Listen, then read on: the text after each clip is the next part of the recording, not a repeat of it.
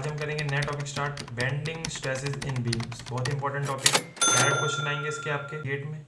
और इसका यूज कहाँ आएगा सर? Combined loading.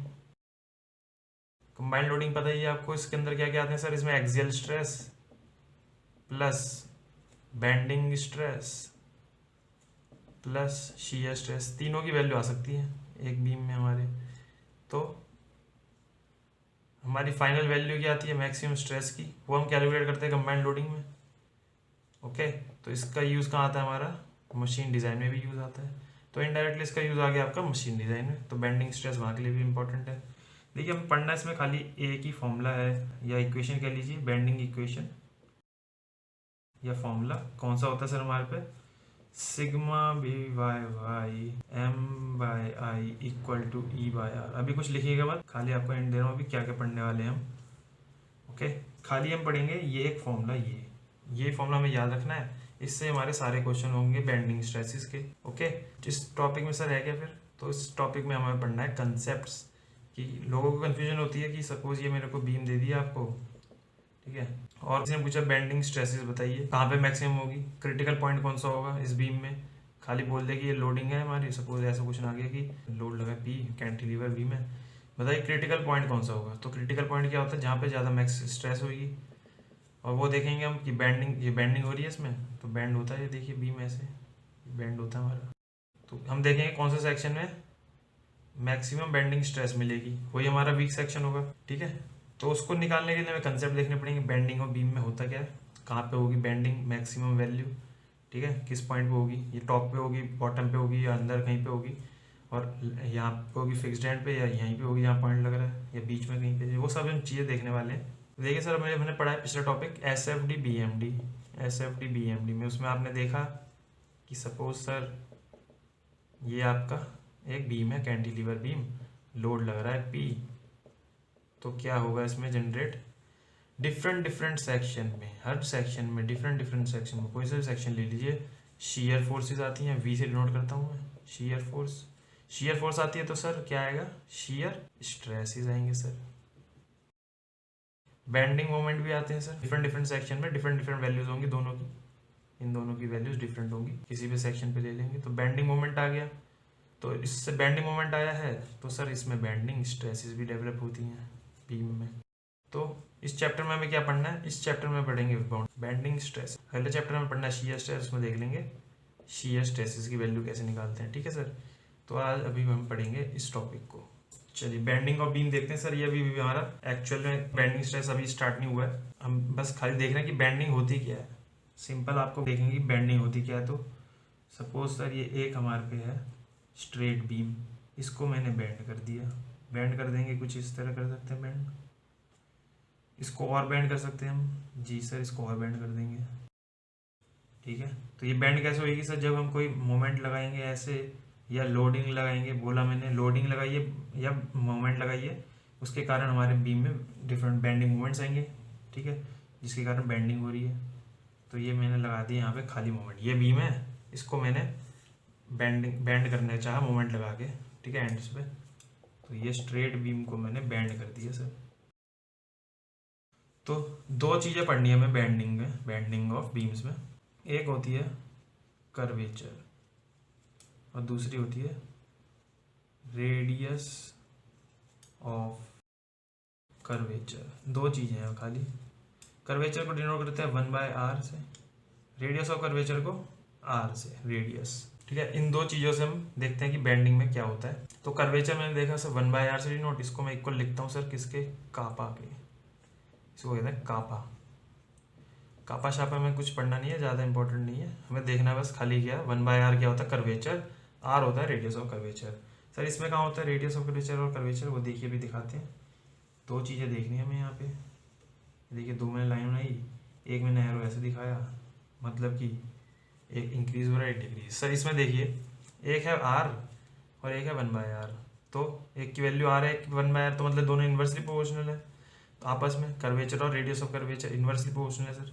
तो एक होगा इंक्रीज तो एक होगा डिक्रीज, तो कौन सा इंक्रीज हो रहा है कौन सा डिक्रीज वो देखते हैं। सर बीम थी स्ट्रेट पहले केस में, ठीक है, फर्स्ट केस में बीम थी स्ट्रेट, सेकंड में हो गई बेंड, तो स्टार्टिंग में इसका कर्व था क्या, कोई इसमें कर्व नहीं था, तो इसको बोलेंगे कि इसमें कर्वेचर था 0। क्या हुआ, करा मैंने फिर बेंडिंग मोमेंट लगाया, तो मेरा बीम में क्या आ गया, कर्व आ गया, तो उसमें क्या हो गया, कर्वेचर बढ़ गया, अभी 0 था 1/r। फिर क्या होगा मेरा इसमें इंक्रीज, तो मैं इसको अगर बोल दूँ सर ये मेरा 1/r है, ये कैसे इंक्रीज हो रहा है, नीचे को इंक्रीज हो रहा है। सेकंड का ज़्यादा है कर्वेचर फर्स्ट से, थर्ड का ज़्यादा है सेकंड से, क्योंकि इसे और ज़्यादा बेंड कर दिया हमने, ठीक है ना सर। तो 1/r ऐसे इंक्रीज हो रहा है, तो मैंने बोला इसका इन्वर्स होता है r रेडियस ऑफ कर्वेचर, तो ये इसका ऑटोमेटिकली ऐसा आएगा।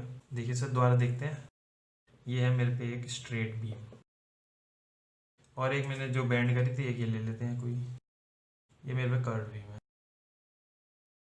मैं 2 पॉइंट ले लूँगा सेंटर में, सेंटर का मतलब कि अगर रेक्टेंगुलर है तो ये क्या होगा, सेंट्रॉइड, इसका सेंट्रॉइड क्या होता है, सपोज थिकनेस मान लेते हैं t, तो t/2 पे, t/2 मतलब ये एक्सिस जा रही है सेंट्रॉइडल एक्सिस, उस पर मैंने एक पॉइंट ले लिया सर।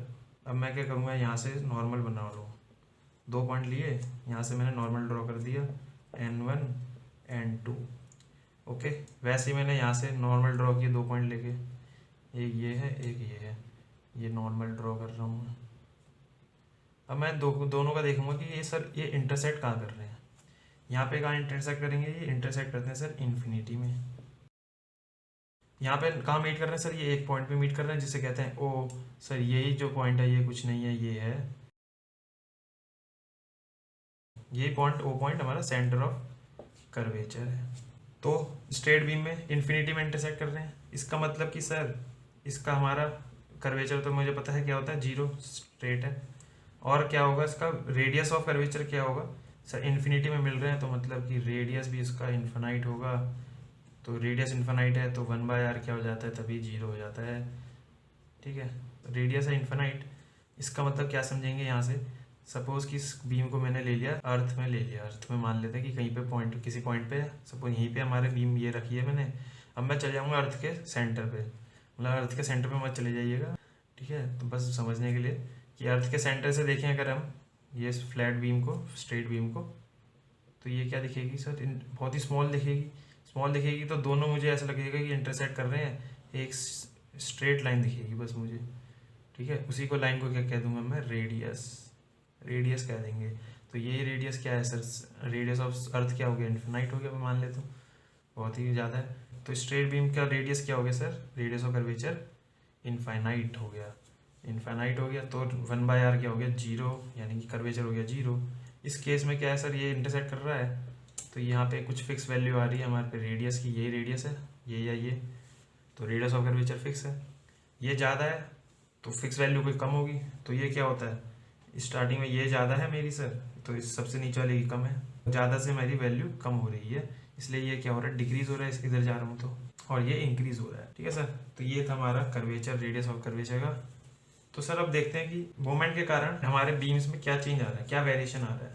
तो देखिए सर 2 चीज़ें दिखेंगी, ये होता है हमारा टॉप फाइबर बीम का, सर ये होता है bottom fibre, top fibre bottom fibre, और ये क्या होती है सर, देखिए बहुत लोग कंफ्यूज आते हैं कि इसे बोल देते हैं सर ये हमारी क्या है, न्यूट्रल एक्सिस, लेकिन ये गलत होता है, ये न्यूट्रल एक्सिस नहीं होती है। बहुत ज़्यादा लोग देखा है मैंने कि इसको न्यूट्रल एक्सिस कह देते हैं, लेकिन ये न्यूट्रल एक्सिस नहीं होता। हम देखेंगे न्यूट्रल एक्सिस क्या होता है, ओके। जब मैं इसको सैगिंग कर रहा हूँ, सैगिंग मोमेंट लगा रहा हूँ, तो मेरे क्या हो रहा है बीम में, देखिए ऊपर वाली टॉप फाइबर में क्या हो रहा है वो देखेंगे अगर आप, तो यहाँ हो रहा है कंप्रेशन, और नीचे वाले में होता है टेंशन। यहाँ हो गया C, ये हो गया T, इसको मैं बोल देता हूँ अगर नेगेटिव कंप्रेशन से डिनोट कर देती है ऐसी, और ये T पॉजिटिव दे देता हूँ। यहाँ पे क्या हो रहा है, उल्टा हो रहा है, देखिए यहाँ ऊपर वाली लेयर में क्या हो रहा है सर, यहाँ हो रहा है टेंशन, और यहाँ हो रहा है कंप्रेशन, C T, ठीक है। हॉगिंग में ऐसे है, सैगिंग में ये होता है। अब ये C और T कैसे आए हैं और क्या करते हैं, इफेक्ट क्या प्रोड्यूस करते हैं, ओके, वो सब हम चीज़ अभी देखते हैं, ओके। चलिए सर अब देखिए, बहुत इंपॉर्टेंट कंसेप्ट है जो मैं बताने वाले हैं।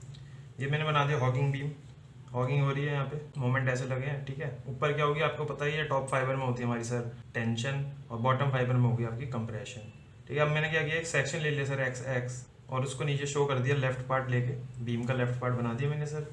तो आपको मैं बोल रहा था कि T और C क्या है सर, ये आपको पता ही है, टेंशन क्या होती है, फोर्स होती है, कंप्रेशन क्या है, फोर्स है। तो ये क्या है सर, ये है हमारी क्या है, रेजिस्टिंग फोर्स है। फोर्स कौन सी, रेजिस्टिंग फोर्स।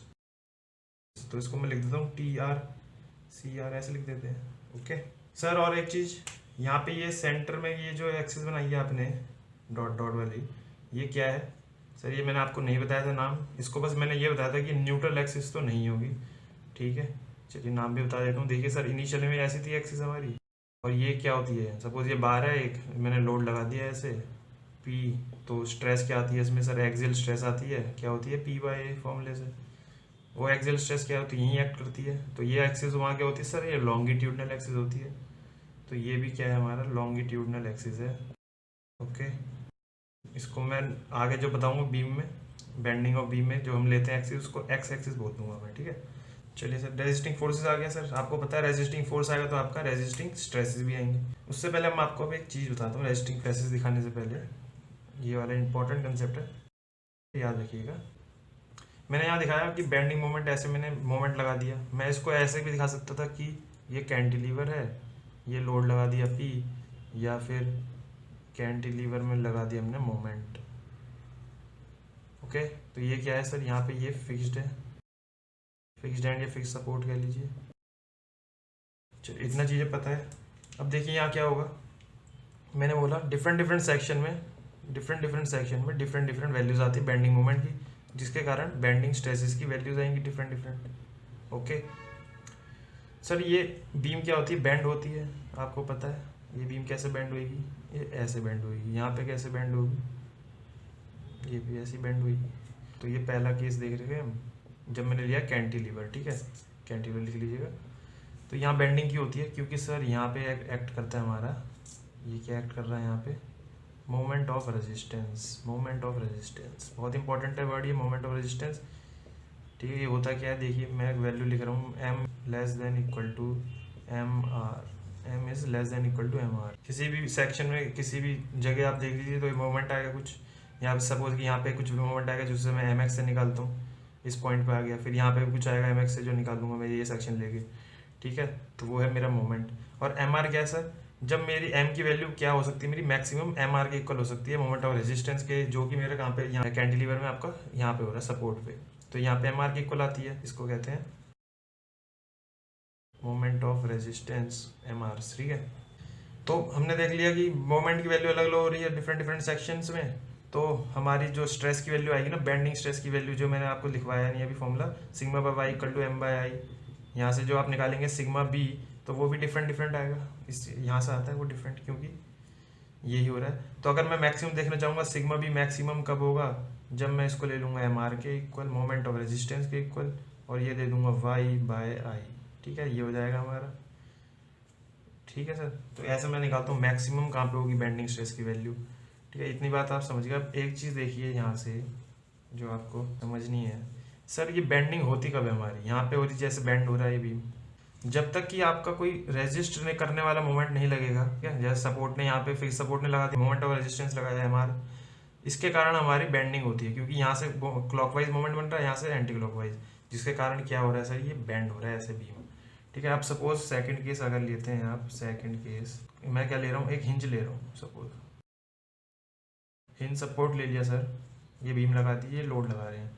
अब बताइए बेंडिंग होगी क्या नहीं होगी इस बीम में। तो सर हिंज सपोर्ट है आपका, सपोज ए नाम से दे दिया डिनोट, तो ये आर ए आएगा यहाँ पे।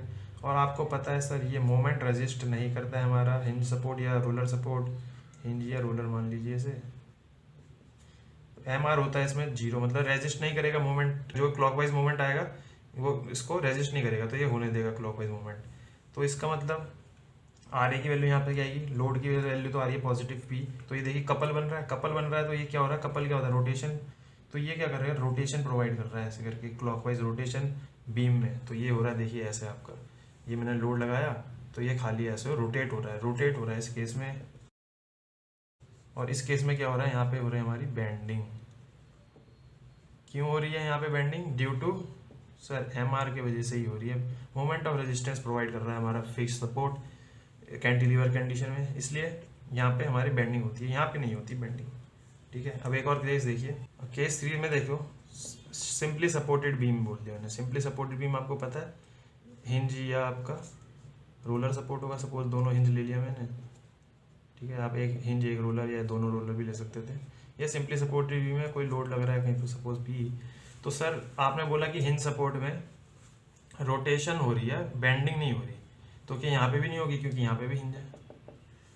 लेकिन सर यहाँ तो होती है बेंडिंग, आपको पता है बेंडिंग डायग्राम देख के बीएमडी बनाते हैं ना, तो देखा होगा आपने हर सेक्शन में बेंडिंग मोमेंट आ रहा है, बेंडिंग मोमेंट आ रहा है तो सर ऑटोमेटिकली बेंडिंग स्ट्रेसिस आएगी।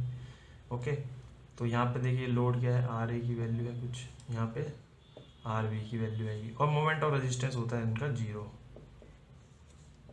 ये आपको पता है। मोमेंट और रेजिस्टेंस 0 होता है, इसलिए यहाँ पे बेंडिंग मोमेंट जब बनाते हैं तो 0 से स्टार्ट करते हैं, यहाँ से 0 होता है, आपने देखा है एसएसबी में।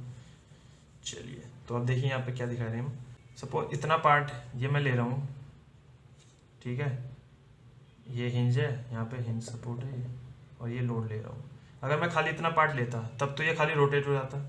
अब आप देख रहे हैं कि सर इसको रोटेट बचाने के लिए यहाँ पे एक और लोड लग रहा है यहाँ पे, ठीक है, तो ये इसको क्या करेगा, काउंटर करेगा। काउंटर कर रहा है तो कहीं रेजिस्टेंस प्रोवाइड कर रहा है, इसका मतलब बीम, तो बीम प्रोवाइड कर रहा है रेजिस्टेंस, इसका मतलब कि सर यहाँ पे भी प्रोवाइड करेगा मोमेंट और रेजिस्टेंस, इसलिए हर वैल्यू डिफरेंट डिफरेंट आएगी हर जगह। जहाँ पे मैक्सिमम आएगी एम की वैल्यू, वो कैसे आएगी देखते हैं, इसका बेंडिंग मोमेंट डायग्राम बनाते हैं सर, ठीक है सर, सब चीज़ें यहीं पे आपको समझ आएगी धीरे धीरे, हम करने के वाले हैं आगे, ठीक है। अगर समझ नहीं आएगी तो आप चिंता मत लीजिएगा, आगे भी हम पढ़ने वाले हैं पूरा डिटेल में आएगी। तो आर ए की वैल्यू क्या आ जाएगी, P/2 आ जाएगी सेंटर पे, तो सर यहाँ लग रहा है लेफ्ट साइड ऊपर पॉजिटिव, तो ये क्या होगा पॉजिटिव P/2, यहाँ तक कोई लोड नहीं, फिर ये हो गया P, ये हो गया, ये क्या बनाया सर, ये तो BMD थोड़ी बनाया, तो SFD बनाया, ये SFD है, इसका BMD बना दीजिए सर। जहाँ ये 0 वहाँ पे ये मैक्सिमम और लीनियर बनेगा, तो ये आपका BMD होता है, ये आपको पता है। वैल्यू क्या होती है सर इसकी, PL/4 BMD बना दिया हमने। तो यही क्या आ रहा है मेरा, मतलब सेंटर पे मैक्सिमम आ रहा है मोमेंट, यही मेरा क्या है MR के इक्वल होगा, क्योंकि आपने देखा M is less than equal to MR, तो मोमेंट ऑफ रेजिस्टेंस ही मेरा मैक्सिमम वैल्यू आ रही है, जो कि कहाँ पे आएगी, जहाँ पे शीयर फोर्स 0 है। ये भी हम करेंगे केस क्या होता है शीयर फोर्स 0, ठीक है। यहाँ पे आप देख रहे हैं कि ए और बी पे बेंडिंग मोमेंट की वैल्यू 0 है, इसलिए यहाँ पे बेंडिंग नहीं होगी इन दो पॉइंट में। अब यहाँ तक तो मोमेंट आ रहा है तो बेंडिंग स्ट्रेस ही आएगा, इसलिए मतलब कि यहाँ पे बेंडिंग हो रही है sir. Okay sir, fourth case में क्या है, ओवर हैंगिंग। अगर मैं खाली इतना बनाता पार्ट तो ये क्या होता, रोटेट होता, बेंड नहीं होता इस बीम। लेकिन सर यहाँ पे क्या हो रहा है, ये जो हमारा आगे हमने बीम बनाई है, यहाँ पे लोड लग रहे हैं, इनके कारण क्या होगा, ये रेजिस्ट करेंगे, तो ये हमारा मोमेंट और रेजिस्टेंस प्रोवाइड करेंगे इसको, जो इतने पार्ट को, ठीक है।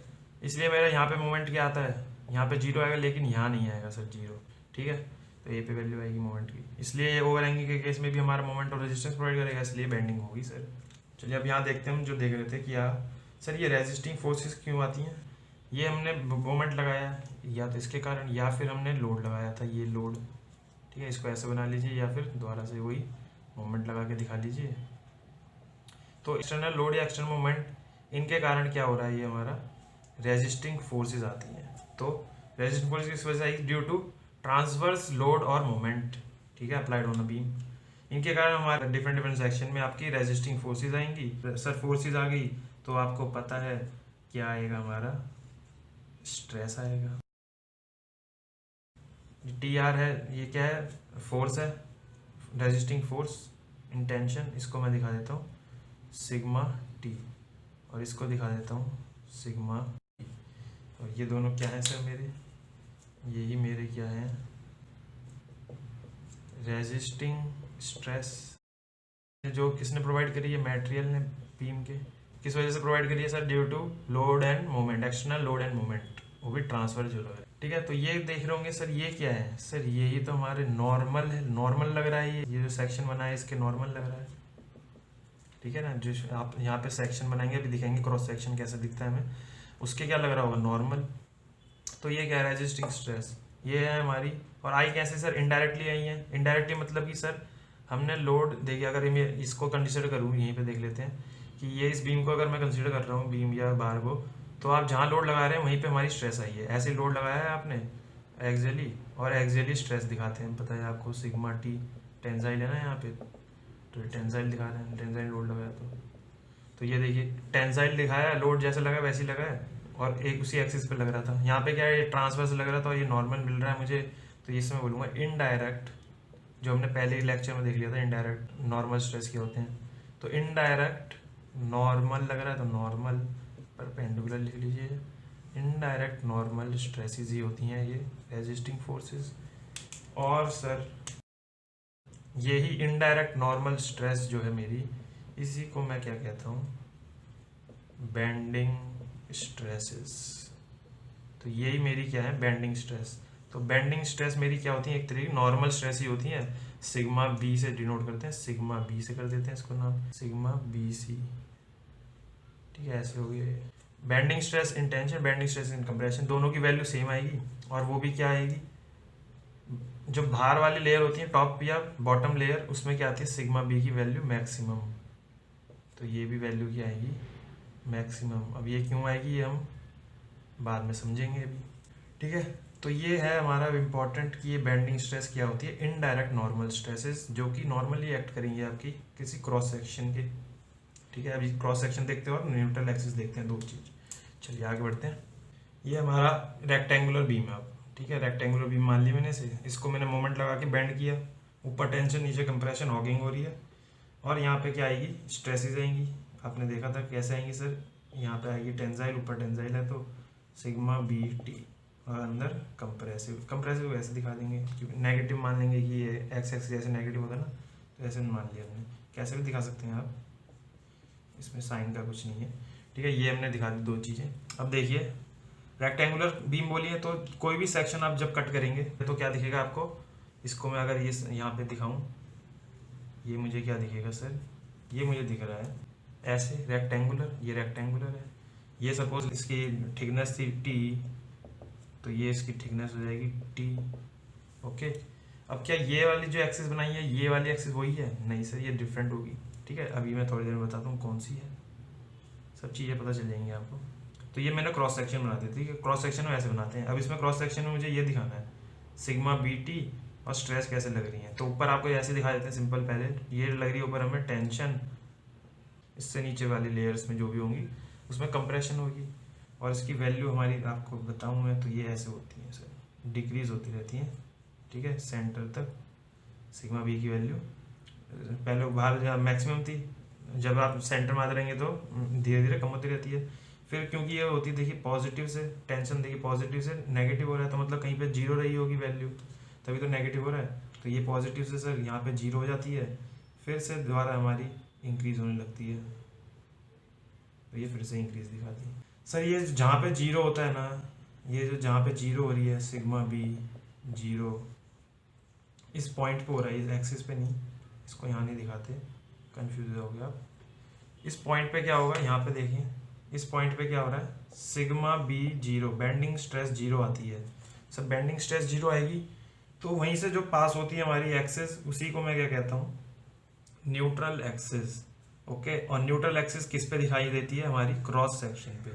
तो ये हमारा क्या है सर, क्रॉस सेक्शन है। क्रॉस सेक्शन से ही देखेंगे हम न्यूट्रल एक्सिस को, याद रखिएगा, ये है हमारी neutral axis. Okay sir, suppose अगर ये हमारा सर्कुलर होता बीम, तो ये बीम सर्कुलर है, इसको कट किया हमने, तो जब आप देखेंगे इसको, ये हमारा ये हो गया आपका फ्रंट व्यू, ये क्या हो गया साइड व्यू, ये आपका साइड व्यू।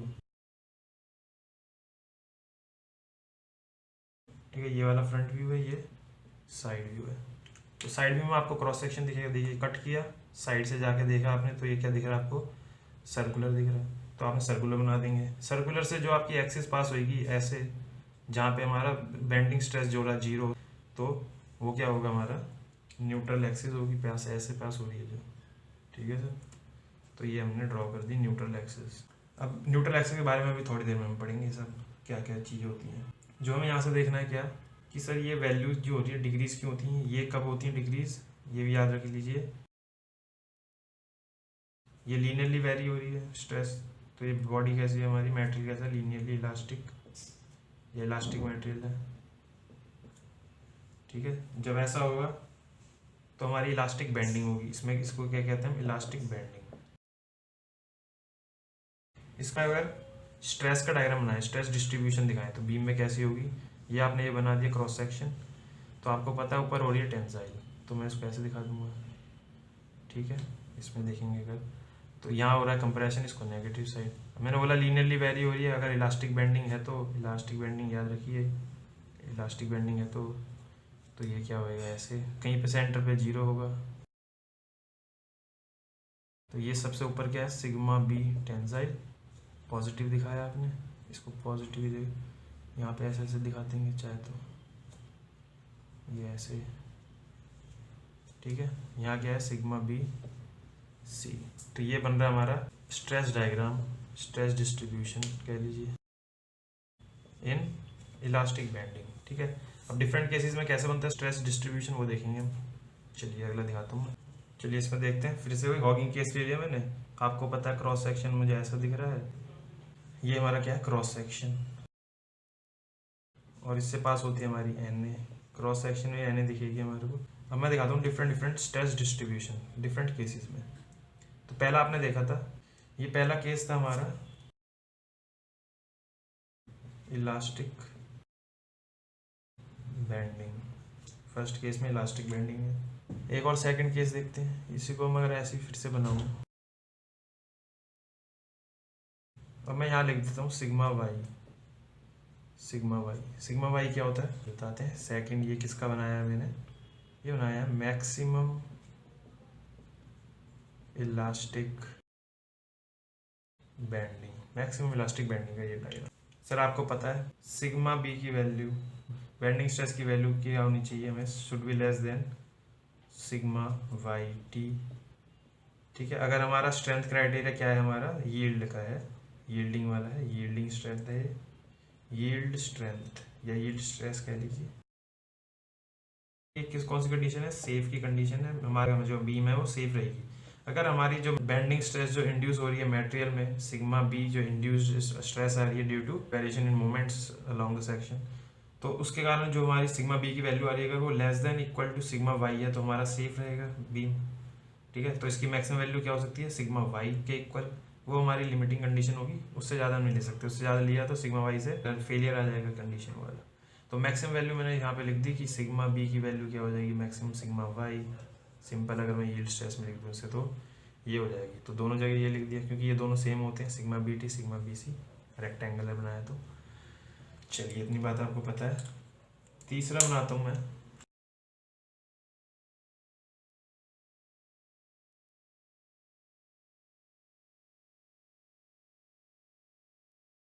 सर इतना पार्ट क्या है, ये है हमारा प्लास्टिक रीजन, ठीक है। इतना पार्ट क्या होता है, ये भी प्लास्टिक है, जितना ऊपर है वही। इसकी वैल्यू मैं बोल देता हूँ सिग्मा बी सी जो कि इक्वल होगी सिग्मा बी टी। ये क्या हो रहा है सर, ये हो रहा है लीनियर वेरी, यहीं पे क्या होता है लीनियर वेरी होता है ना हमारा स्ट्रेस डिस्ट्रीब्यूशन। स्ट्रेस कैसे हो रहा है, लीनियरली वेरी, यहाँ चाहे तो लिख लीजिए लीनियरली, इन दोनों कंडीशन में लीनियरली वेरी हो रहा है, ओके। स्ट्रेस की वैल्यू यहाँ क्या हो रही है, यहाँ तक तो ये लीनियरली वेरी हो रही है, कांस्टेंट है, ठीक है। जो प्लास्टिक रीजन है जहाँ हो रही है वो क्या हो जाएगा हमारा, ये हो जाएगा इलास्टिक वाला, इलास्टिक बेंडिंग। तो ये हो रही है प्लास्टिक बेंडिंग, यहाँ तक हो रही है इलास्टिक बेंडिंग। इसको क्या कहते हैं हम सर, इलास्टोप्लास्टिक बेंडिंग हो रही है यहाँ पे, ओके। ये एक लास्ट केस, इसमें प्योर दिखा देते हैं, प्योर प्लास्टिक का, ठीक है। तो ये क्या हो रहा है, प्लास्टिक है ये दोनों। तो ये फोर्थ केस है,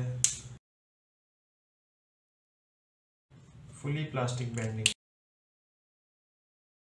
इसे कहते हैं कोलैप्सिबल स्टेट। और एक नोट पॉइंट यहाँ पे लिख लीजिए, ठीक है, आपके लिए बाद में पढ़ेंगे हम, यहाँ पे आपको अभी समझ नहीं आएगा इसका मतलब। जो न्यूट्रल एक्सिस होती है, यहाँ से एक और चीज़ आपको पता चलेगी, न्यूट्रल एक्सिस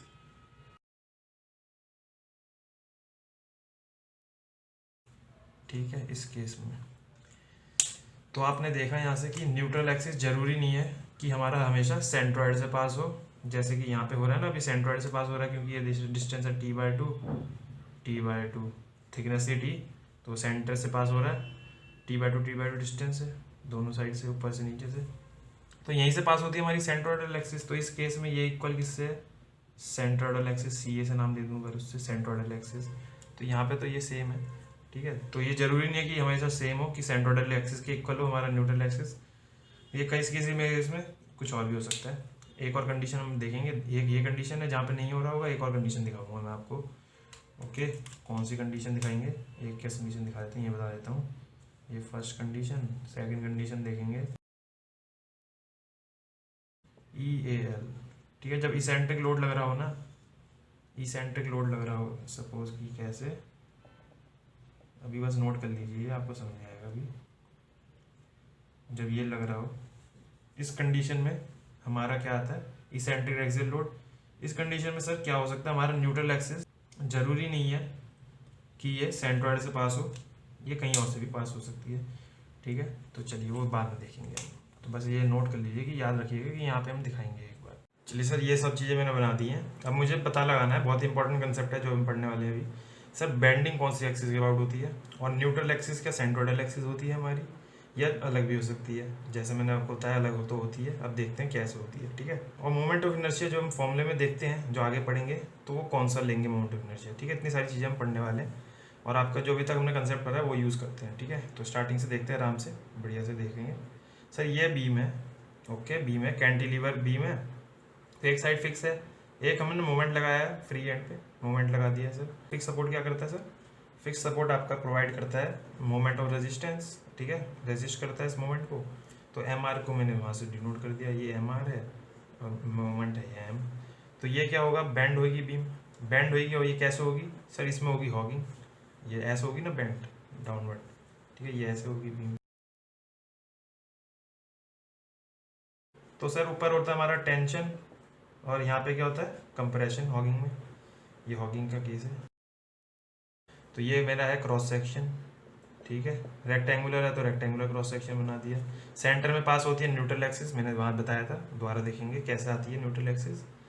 ओके, तो ऊपर हो रही है हमारी टेंशन, यहाँ तक क्या हो रहा है कंप्रेशन, ये मैंने दिखा दिया। अब मैंने सर ये देखिए क्या दिखाया, डॉट और क्रॉस, इसका मतलब क्या समझिए।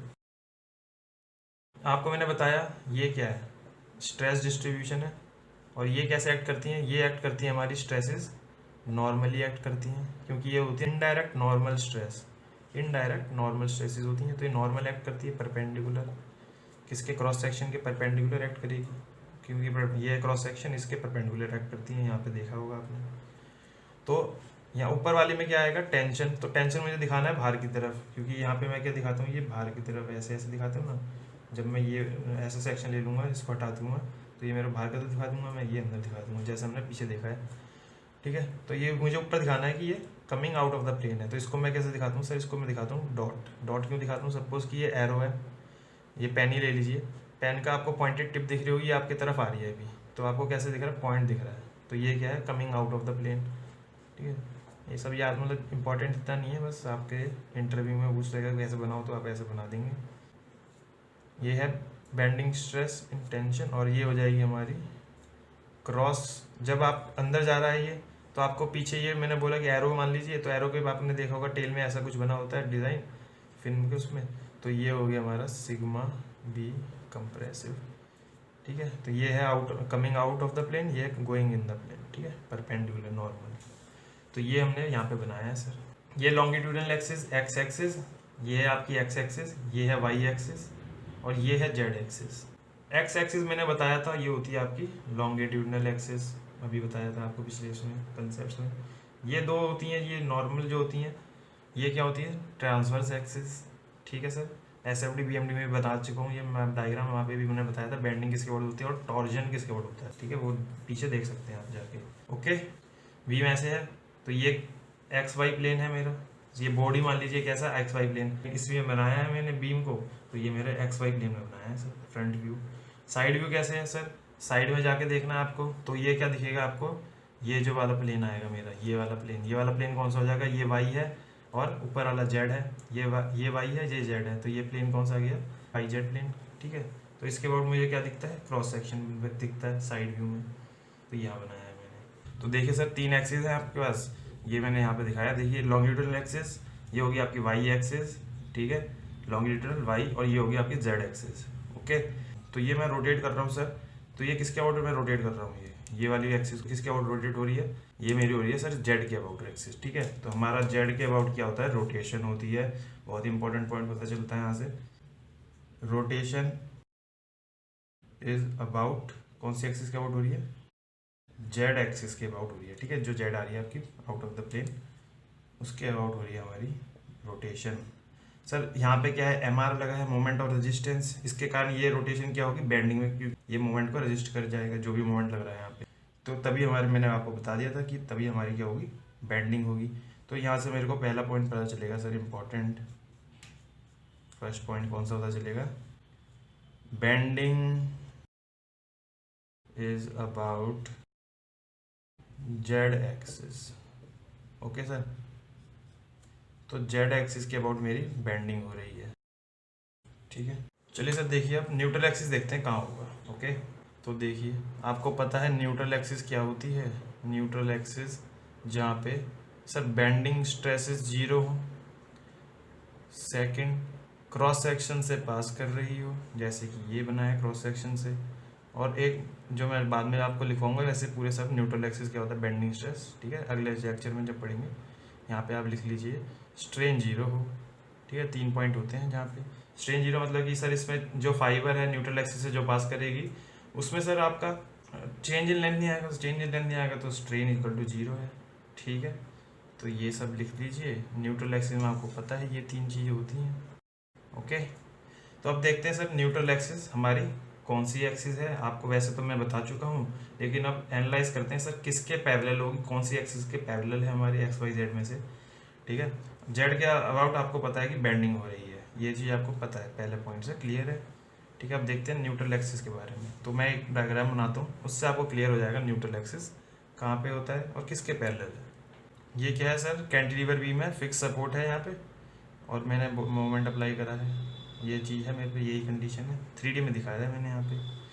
तो ये कौन सी एक्सिस होती है, एक्स एक्सिस बोल दूंगा मैं, लॉन्गिट्यूडनल एक्सिस। ये एक्सिस वर्टिकल एक्सिस जो है दिखाई है, ये कौन सी, Y axis, transverse axis.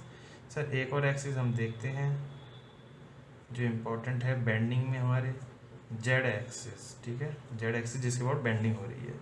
Okay, अब देखिए हमें क्या निकालना है, न्यूट्रल एक्सिस। तो मैंने क्रॉस सेक्शन लूँगा, किसी सेक्शन पे जाके किसी सेक्शन से कट किया, वहाँ पे मैं साइड व्यू लिया उसका, तो वो कहाँ लाई करेगा, वाई जेड प्लेन में लाई करेगा, इस प्लेन में लाई करेगा, जो दिखेगा मुझे, ये जो दिख रहा है मुझे, ये जो दिख रहा है, ये कहाँ लाई कर रहा है, वाई जेड प्लेन में है ये, तो ये वाई जेड प्लेन का क्रॉस सेक्शन है, cross section. Sir neutral axis आपको पता है इसकी कहाँ लाई करती है, अगर रेक्टेंगुलर है तो सेंट्रोइडल एक्सिस, ठीक है। जब हमारा इलास्टिक बेंडिंग हो रही है, इलास्टिक बेंडिंग स्टेट है, तब हमारा सेंट्रोइडल एक्सिस के इक्वल होगा न्यूट्रल एक्सिस, तो सेंटर पे होगा कहीं पे। तो यहाँ पे कैसे दिखाऊंगा इसको, मैं ऐसे दिखाऊंगा, देख लीजिए, ये क्या है मेरा neutral axis, N A neutral axis, ठीक है। तो यहाँ पे ये क्रॉस सेक्शन में मैंने आपको दिखा दिया। अब मैंने आपको एक पिक्चर दिखाई थी वहाँ पे, ठीक है, जहाँ पे मैंने न्यूट्रल एक्सिस बताया था। तो वहाँ पे देखिए क्या लिखा था, एक न्यूट्रल सरफेस बना था, न्यूट्रल प्लेन कह लीजिए, न्यूट्रल सरफेस। तो उसमें क्या था देखिए, ये सरफेस होगा एक, ये होगी हमारी न्यूट्रल एक्सिस एन ए। तो इसी से ये पास कर रहा है हमारा सरफेस जो इसके पीछे होगा। यहाँ पे क्या हो रहा है हमारा, बेंडिंग स्ट्रेस जीरो, इसलिए ये क्या है हमारा न्यूट्रल सरफेस। ये जो सरफेस बनाया है अंदर, इसी को कहते हैं neutral surface. Okay sir, neutral surface है। तो कई बुक्स में आपने देखा होगा सर इसी एक्सिस को न्यूट्रल एक्सिस दिखा देते हैं वहाँ पे, तो लेकिन वो गलत होता है। हमें न्यूट्रल एक्सिस कहाँ पे दिखाते हैं सर, क्रॉस सेक्शन में दिखाना होता है, ठीक है। क्यों दिखाते हैं वो, क्योंकि सर यहाँ पे ये वाली जो एक्सिस है, यही तो मेरी ये वाली एक्सिस है, एक्स एक्स जो है, ठीक है। तो इसी को वो दिखाते हैं कि यहाँ पे बेंडिंग स्ट्रेस जीरो है इस एक्सिस में, ठीक है सर। अगर रेक्टेंगुलर या क्रॉस सेक्शन जो भी हमारा सिमेट्रिकल, अगर मैं लोडिंग ले रहा हूँ और इलास्टिक बेंडिंग, ये कंडीशंस याद रखना है आपको। ओके, तो ये बेंडिंग स्ट्रेस क्या है, जीरो, तो इसलिए इसको क्या कहते हैं, न्यूट्रल एक्सिस कह देते हैं, इसलिए वहाँ लिखा होता है। लेकिन हम कहेंगे क्या, इसको लॉन्गिट्यूडनल एक्सिस ही, आप ऐसे ही याद रखिए, नहीं तो आप फंस जाएंगे क्वेश्चन में। जब हम इनर्शिया लगाते हैं, मोमेंट ऑफ इनर्शिया, तो वहाँ पे न्यूट्रल एक्सिस देखना पड़ता है। तो ये हमारा क्या है, लॉन्गिट्यूडनल एक्सिस। ये जो एन ए बनाया है मेरे, ये एन ए, ये हमारा न्यूट्रल एक्सिस। ओके, तो यहाँ देखिए न्यूट्रल एक्सिस ये है सर, और जेड एक्सिस ये है। तो आपने देखा यहाँ से सर यही तो, और ये क्या है मेरे, पैरेलल है दोनों, ये दोनों। तो आपने लिख दिया sir neutral axis is parallel to Z axis. ये यहाँ से पता चला। इसी को मैं दोबारा लिख देता हूँ ढंग से, ठीक है, इसे मिटा के। चलिए, तो सेकंड पॉइंट बहुत ज़्यादा इम्पोर्टेंट हमारे लिए, क्या sir, Z axis is parallel to neutral axis. Neutral axis के पैरेलल है। ये जो कंडीशन आएगी यहाँ पे नोट कर लीजिए कि ये कंडीशन ऑलवेज ट्रू नहीं होगी, नॉट ऑलवेज ट्रू, ठीक है। अगले कंसेप्ट जो बताऊंगा उसमें बताऊंगा कि ये क्यों ऐसा क्यों नहीं होगा, कि जेड हमेशा पैरेलल क्यों नहीं है एन ए के। ये भी देखते हैं अगली वाले कंसेप्ट में। ज़्यादातर केसेस में हमारा जेड क्या है, न्यूट्रल एक्सिस के ही होता है। जो आपके क्वेश्चन आएंगे उसमें भी ऐसे ही होगा, चिंता की बात नहीं है, ठीक है। तो इन दो पॉइंट से सर मेरे को बहुत ही इंपॉर्टेंट एक कंसेप्ट मिला सर, ये जो बेंडिंग है ना, takes place about neutral axis. तो ये जो कंसेप्ट मिला है हमें, पॉइंट मिला है, बहुत ही ज़्यादा इंपॉर्टेंट है। बेंडिंग किसके अबाउट होती है हमारी, न्यूट्रल एक्सिस के अबाउट बेंडिंग होती है, इसी के अबाउट बेंडिंग होती है। तो हम किसका आई एन ए निकालते हैं सर, जो फॉर्मूले में हम देखेंगे आई एन ए क्या होता है, moment of inertia. Moment of inertia about किसके अबाउट निकाला मैंने, आई एन ए लिख दिया ना, तो neutral axis about neutral axis. Okay, और ये कंडीशन जो मैंने लिखी है ये किसके होती है, जो मतलब bending takes place about N A, always true, always true होगी, ये भी लिख लीजिए, ठीक है। ये जरूरी नहीं है कि जेड एक्सिस हमेशा पैरेलल हो एन ए के, लेकिन बेंडिंग तो हमेशा सर एन ए के अबाउट होगी कोई सी कंडीशन में। चलिए आगे बढ़ते हैं। चलिए देखिए एक और कंसेप्ट देखते हैं सर। 3 टाइप की एक्सिस होती है, neutral axis, centroidal axis, equal area axis. ये आपको पता है, ये भी आपको पता है, ये हम थोड़ी देर बाद पढ़ेंगे जब हम देखेंगे plastic bending. Fully plastic bending के केस में इक्वल एरिया एक्सिस क्या होता है, ठीक है। फुली प्लास्टिक कंडीशन होता है, ठीक है, या फिर कोलैप्सिबल स्ट्रेट। उस केस में क्या होता है, हमारा इक्वल एरिया एक्सिस का यूज आएगा, ठीक है। वो हम बाद में पढ़ेंगे लास्ट में, चाहे तो आप अभी लिख सकते हैं, ठीक है, नोट करके रख लीजिए भी, वहाँ पे हम कंसिडर करेंगे इसको। 2 चीज़ें होती हैं, न्यूट्रल एक्सिस, सेंट्रोइडल एक्सिस। तो मैंने आपको बताया सर न्यूट्रल एक्सिस हमेशा सेंट्रोइडल एक्सिस के इक्वल नहीं होगी। कब कब नहीं होगी, जब हमारा इलास्टिक बेंडिंग ना हो। अगर ये हो रहा है फुली प्लास्टिक कंडीशन, तो एन ए क्या होता है हमारा, इक्वल एरिया की एक्सिस के बराबर होता है सर। दूसरा हमें पता है कि मैंने बताया था ई ए एल पे बताया था सेकंड, वहाँ पे क्या होता है, इसेंट्रिक लोडिंग होती है, मतलब कि वहाँ पे एक्सियल लोड भी आ रहा है और आपका बेंडिंग मोमेंट भी लग रहा है, ठीक है। तो उस केस में भी हमारा न्यूट्रल एक्सिस सेंट्रोइडल एक्सिस के बराबर नहीं आएगा, ठीक है। तो ये 2 केसेस हम डिस्कस करेंगे बाद में। तो ये हमने बेसिक से इतनी बातें हमें पता चल गई। तो अब देखते हैं 2 चीज़ें आती हैं सर, सेंट्रॉइड और मोमेंट ऑफ इनर्शिया। पूरा लिख लीजिएगा, MOI, मोमेंट ऑफ इनर्शिया। तो ये पता है, ये होता है हमारा first moment of area, second moment of, ठीक है। फर्स्ट मोमेंट ऑफ एरिया से हम क्या निकालते हैं, centroid. Second moment of area से निकालते हैं moment of inertia. Okay sir, चलिए अब देखते हैं, हम पहले देखते हैं सेंट्रॉइड कैसे होता है। ओके, सेंट्रॉइड कैसे निकालेंगे हम, फर्स्ट मोमेंट ऑफ एरिया वाला मेथड से हम सेंट्रॉइड निकालते हैं। आपको बेसिक आइडिया तो होगा सेंट्रॉइड क्या होता है, अभी तक हम यूज़ भी करते हुए हैं इनडायरेक्टली। यूडीएल निकालते हैं तो वहाँ क्या लेते हैं, सेंट्रॉइड लेते हैं। यूवीएल निकालते हैं, क्या लेते हैं, सेंट्रॉइड। क्योंकि देखिए यूडीएल क्या होता है, रेक्टेंगुलर, यूवीएल क्या होता है, ट्रायंगुलर। इन सब का हम अभी तक निकालते हुए आए थे। और मैंने पैराबोला का भी तो बताया सर, ये वाला कौन सा 2 डिग्री वाला पैराबोला का बता रखा है आपको। 3 डिग्री वाला पैराबोला भी होता है, उसका भी हम बताएंगे, ठीक है। जो क्यूबिक बनाते हैं ना SFDBMD में, क्यूबिक वाला जो बनता है डायग्राम, तो वो क्या होता है 3 डिग्री पैराबोला। रिफ्लेक्शन वाले चैप्टर में 2 डिग्री 3 डिग्री द्वारा देखेंगे। तो इन दोनों का देखिए आप तो अभी तक निकालते हुए हैं। सर्कल ले लीजिए, इन सब के हमें क्या है, बेसिक जो हमारे फिगर्स होती हैं इनका आपको सेंट्रॉइड पता ही होगा, ठीक है। दोबारा देखेंगे क्या होता है, बेसिक है वो तो। तो सेंट्रोइड आपको बेसिक नॉलेज क्या है सर? सेंट्रोइड क्या होता है? ज्योमेट्रिकल सेंटर होता है किसी एरिया का, या फिर और क्या होता है सर? ऑब्जेक्ट ले लिया हमने, इसका एरिया, पूरे ऑब्जेक्ट का ये जो लिया है एरिया है टोटल ए। ये एरिया मैं कैसे निकालता हूँ सर? मैं इसमें क्या ले लूँगा, ये मैंने स्मॉल स्मॉल एरियाज ले लिए इस ऑब्जेक्ट के अंदर, इसका एरिया है डी ए, ठीक है। मैं स्मॉल स्मॉल एरियाज जगह क्या भी ले सकता हूँ सर? मैं एक सेंट्रॉइड ले लूँगा इनकी जगह, इसको मैं क्या ले लूँगा, देखिए इक्वलेंट क्या ले लिया मैंने, एक सेंट्रॉइड। इस सेंट्रॉइड का मैं बोल दिया ये है ए, सी से डिनोट कर दिया, सेंट्रॉइड है ये सेंट्रॉइड क्या होता है सर?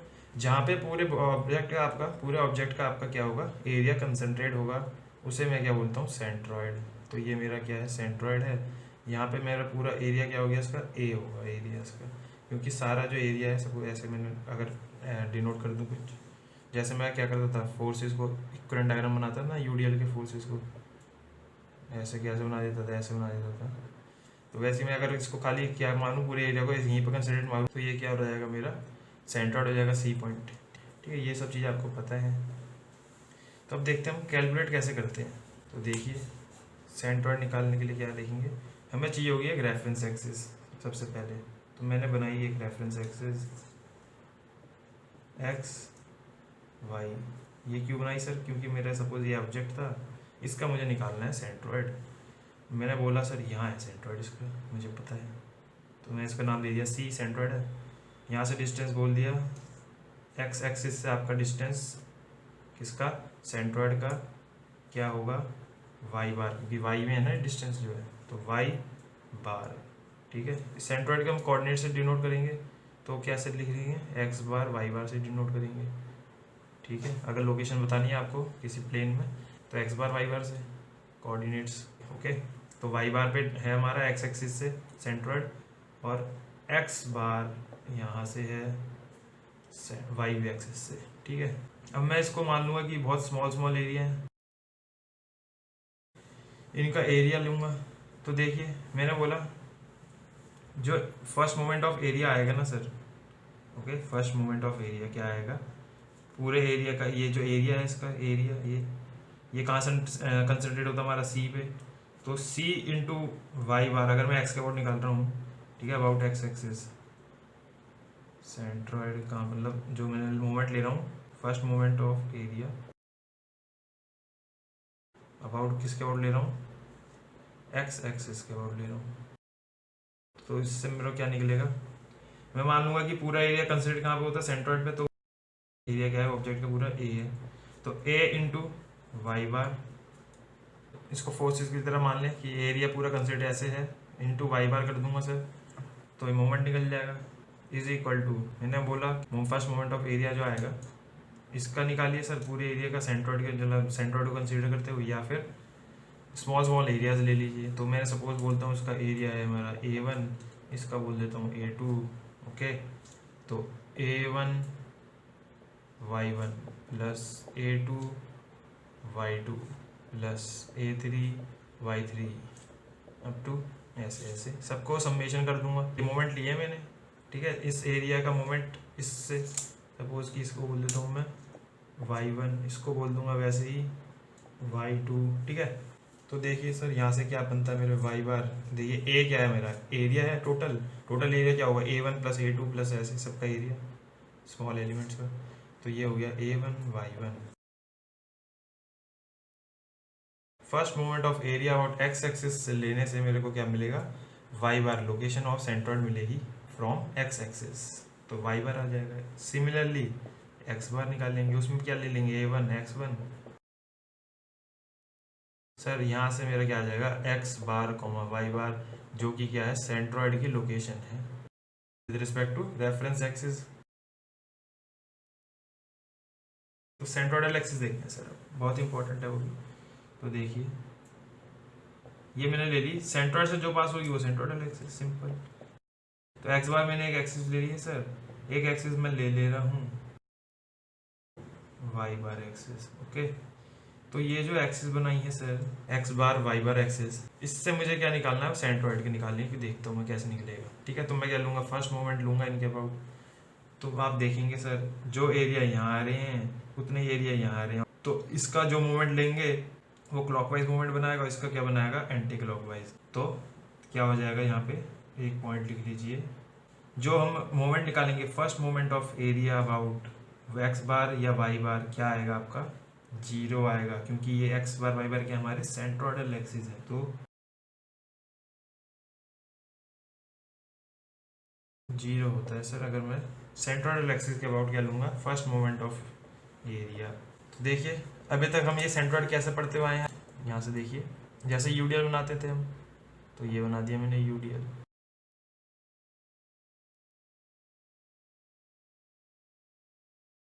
तो ये मुझे दिया है यूडीएल। तो यूडीएल आपको पता है कैसा होता है, कांस्टेंट होता है, मतलब ये जो फोर्सेस हैं ऐसे कांस्टेंट लगी होती हैं लेंथ पे, तो ये क्या होती है रेक्टेंगुलर होती है सर। इक्विवेलेंट बनाता हूँ डायग्राम। इक्विवेलेंट फोर्स कहाँ लग रही होती है सर, यहाँ लग रही होती है कहीं सेंटर पे, वन डिस्टेंस पे। तो ये मैं क्या लेता हूँ, ये क्या लिया है मैंने पॉइंट, ये सेंट्रोइड लिया है, ठीक है। With respect to reference axis कौन सी है, ये एक्सिस है मेरी, ये जो एक्स एक्स बनाई है, इससे ये लिया है मैंने सर।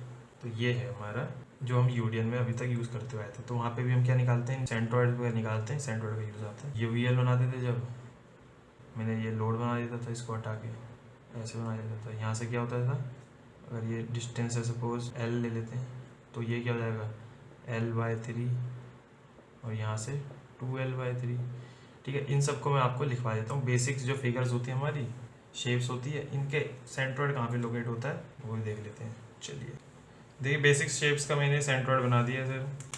3 सेंट्रोइड आपको ये याद पता ही होंगे, रेक्टेंगल, सर्कल और ट्रायंगल का। ये रेफरेंस एक्सिस एक्स वाई होगी, एक्स बार क्या आएगा B/2 H/2 सेंटर पे, यहाँ पे क्या आएगा सेम आते हैं D/2, यहाँ पे B/3 H/3। ओके सब ये चीज़ आपको पता ही होंगी। आगे बढ़ते हैं।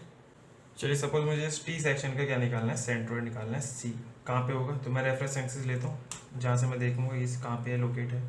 तो मैंने ले लिया रेफरेंस एक्सिस x, ओके ये x एक्सिस ले लिया, और एक एक्सिस ले लेते हैं हम ये वाला, इसको बोल देता हूँ मैं y। तो मैंने 2 एक्सिस बनाए सर। अब बताइए x बार y बार, यहाँ से ये क्या होगा y बार, और सर देखिए सर x बार कैसे बनाऊँ, तो x बार बनेगा नहीं क्योंकि ये सर पास हो रहा है हमारा सेंट्रोइडल एक्सिस से। तो x बार तो हमारा इस फिगर का क्या आ जाएगा, अगर इस वाले कंडीशन में x बार आ गया 0, क्योंकि ये पास हो रहा है सेंट्रोइडल एक्सिस से, ठीक है सर। अब मैं देखता हूँ y बार कैसे निकालेंगे। तो मैं क्या करूँगा, इसको मैं मान लूँगा एक फिगर है, इसको दूसरी फिगर। तो मेरे को क्योंकि बेसिक शेप पता है, ये क्या है हमारा रेक्टेंगल, 2 रेक्टेंगल बना दूंगा फर्स्ट सेकंड, इनका एरिया ले लूँगा मैं A1, इसका एरिया क्या बोल दूंगा A2। फिर मैं देखूंगा इसका सर सेंट्रोइड कहाँ होगा, इन दोनों रेक्टेंगल्स का अलग इंडिविजुअली सेंट्रोइड। तो इसका सेंट्रोइड कहाँ होता है सर, इसका होगा यहाँ पे कहीं पे, क्योंकि ये देखिए डिस्टेंस अगर मैं आपको बता दूँ, यह टी सेक्शन है जो कि सिमेट्रिकल है, ठीक है। यहाँ पे लिखा नहीं मैंने कहीं पे, ये सिमेट्रिकल होगा वाई एक्सिस के अबाउट। तो सिमेट्रिकल है तभी मेरा ये एक्स बार 0 आया है। सपोज कि सर एक साइड से ये ऐसा होता, ऐसा भी तो हो सकता था, ये एक साइड से ज़्यादा डिस्टेंस है, तो वो नहीं है, यहाँ पे सिमेट्रिकल है, सिमेट्रिकल लिख सकते हैं यहाँ पे, ठीक है। सिमेट्रिकल टी सेक्शन है, तो ये यहाँ से डिस्टेंस क्या होता है सेम होता है, जितना यहाँ होगा उतना ये। तो यहाँ पे जो सेंटर बनाया है इसका ये डिस्टेंस जो आएगा ना सर, ये क्या आएगा, A1 लिया है तो ये y1 आएगा, क्योंकि रेफरेंस एक्सिस ये है x एक्सिस, तो यहीं से मैं सारे डिस्टेंस लूँगा सेंट्रोइड के। तो ये सेंट्रोइड क्या हो गया C1, इसका सेंट्रोइड देखिए कहीं पे यहाँ पे सपोज लाई कर रहा है, मुझे पता नहीं कि हो सकता है यहीं पे लाई करता या नीचे ऊपर कहीं पे भी हो सकता था, मैंने बोला कि ये है। तो यहाँ से ये जो डिस्टेंस आएगा वो इक्वल आएगा दोनों, ठीक है। तो ये मैं बोल दूंगा जो यहाँ से डिस्टेंस लेना मुझे तो एक्स एक्सिस से, तो ये क्या हो गया मेरा y2, ये वाला, ठीक है सर। तो y2 है, y1 है और y बार है। तो मैंने बताया फॉर्मूला क्या यूज़ करेंगे, खाली हमें निकालना है y बार। तो a y bar is equal to A1, a हटा देता हूँ यहाँ से, तो यहाँ से आपका क्या आएगा y बार। तो ये था हमारा टी सेक्शन, ऐसे ही आप आई सेक्शन का निकाल लेंगे, ठीक है। तो ये था हमारा बेसिक्स। तो अब देखिए मैं जो बताऊँगा सबसे जो इम्पोर्टेंट चीज़ देखनी है, ये सब तो हमारा इंजीनियरिंग मैकेनिक्स का पार्ट था। अब हम वापस आते हैं सोम के पार्ट में। तब देखिए हमें जो देखना है यहाँ पे 2 पॉइंट इंपॉर्टेंट है। सपोज मैंने बीम ली, मैंने क्रॉस सेक्शन लिया, इसका सेक्शन काट के क्रॉस सेक्शन लिया, आपको पता है ये आता है हमारा, अगर रेक्टेंगुलर है तो ऐसा आएगा, ठीक है, क्रॉस सेक्शन बना दिया। अब ये सेंट्रोइड है इसका, रेक्टेंगल का, तो यहाँ से पास हो रही है दो सेंट्रोइडल एक्सिस, x1 एक्सिस, एक है y1 एक्सिस, ये एक्सिस है। तो अब देखते हैं हम सर, क्या हमेशा न्यूट्रल एक्सिस मेरा ये होता था, जैसे मैंने अभी दिखाया था आपको पिछले कंडीशन में, ये वाली एक्सिस थी उसमें, ठीक है। तो हम चेक करते हैं, तो पहला कंडीशन देखते हैं सर, दो कंडीशन से चेक करेंगे। सपोज ये बीम है मेरी, और लोड मैं जैसे लगाता था ट्रांसवर्स लोड ये वाला, ऐसे ही लगा रहा हूँ, तो लोड लगा लीजिए या फिर मोमेंट लगा लीजिए, एक ही बात है। एक्सिस सर मैं लेता था ये वाली, इसको मैं वाई बोलता हूँ, जो यहाँ से जा रही है इसको एक्स, और ये वाली होती है जेड, ठीक है सर। यहाँ पे क्या होती है बेंडिंग, ये मेरी सेक्शन लिया था मैंने, यहाँ से इसका बनाया सपोज, और इसी के जो पैरेलल जाएगी उसी को मैं एन ए बोलता हूँ। एन ए ही क्या है मेरी सर, यही तो एन ए है, ठीक है ना। इसका अगर क्रॉस सेक्शन बनाएंगे यहाँ पे, तो ये ऐसा आएगा जो कि जेड के पैरेलल आएगा, और ये मैंने इसको यहाँ बनाया है, तो इसको आप बोल सकते हैं x1 तो मेरा एन ए ही क्या है, ये क्या है x1 न्यूट्रल एक्सिस है, जो कि सेंट्रोइडल एक्सिस है हमारी x1 उसके इक्वल है। अब मैं दिखाता हूँ, अगर मैं लोड कंडीशन अगर चेंज कर दूंगा तो मेरी एक्सिस देखिए कैसे चेंज हो जाएगी। सपोज कि ये है, ठीक है सर। अब मैं लोड इसमें कैसे लगाऊंगा, सपोज कि ये बीम है आपकी, इसको आप ऐसे बेंड कर रहे हैं अंदर की तरफ, ठीक है। तो मैं लोड कैसे या मूवमेंट कैसे लगा रहा हूँ सर, अंदर को लगा रहा हूँ, क्लॉकवाइज या एंटी क्लॉकवाइज अंदर को, तो ये ऐसे बेंड होगी अंदर को, ठीक है। तो मैं इसको कैसे दिखाऊँ, इसको मैं ऐसे दिखा देता हूँ। सपोज कि मैं क्लॉकवाइज मूवमेंट लगा रहा हूँ, तो यहाँ से जाएगा मेरा क्लॉकवाइज, और यहाँ से आएगा मेरा आउटवर्ड ऊपर को, आउट ऑफ प्लेन, यहाँ से इन प्लेन। तो कैसे दिखाऊंगा इसको ऐसे दिखा दूंगा, इसको डॉट बना दूंगा, तो ये क्या है मेरा सर मोमेंट बना दिया। या फिर खाली अगर एक लोड लगा देंगे तब भी हमारा क्या हो जाएगा, सेम ही केस रहेगा। खाली एक लोड लगा दीजिए तब भी ऐसे बेंड होगा, ये लोड लगा दीजिए ये बेंड होगा, ठीक है। तो मोमेंट या फिर लोड है ये हमारे ऐसे लग रहे हैं, ठीक है सर।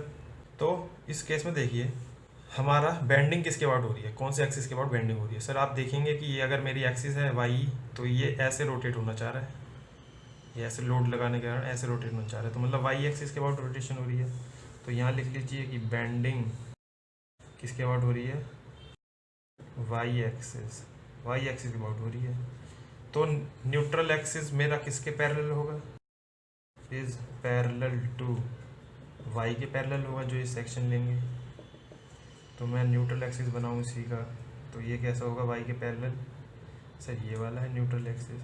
तो सर यही मैंने अगर यहाँ बनाया है, तो इसी को मैं क्या दिखा रहा हूँ यहाँ पे y1 तो ये ले लीजिए। फिर एन ए क्या है मेरा यहाँ पे y1 तो सर आपने देखा सेंट्रोइडल एक्सिस है, ये भी सेंट्रोइडल एक्सिस है, ये भी सेंट्रोइडल एक्सिस है, एक ऐसे है एक ऐसे है, क्योंकि सेंट्रोइडल एक्सिस कैसे भी जा सकती है, हमारे सेंट्रोइड से पास होनी चाहिए बस।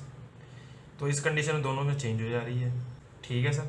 मैंने बताया था वहाँ पे पॉइंट लिखवाया था जी, N A is parallel to Z, जो आपने पीछे देखा था, नॉट ऑलवेज। तो वो हमने चेक कर लिया कि सर ये यहाँ पे देखिए कि वाई के पैरेलल भी आता है। अगर मैं लोड चेंज कर दूंगा तो हमारा बेंडिंग लोड चेंज हो जाएगी, किसके अबाउट हो रही है वो चेंज हो जाएगा एक्सिस।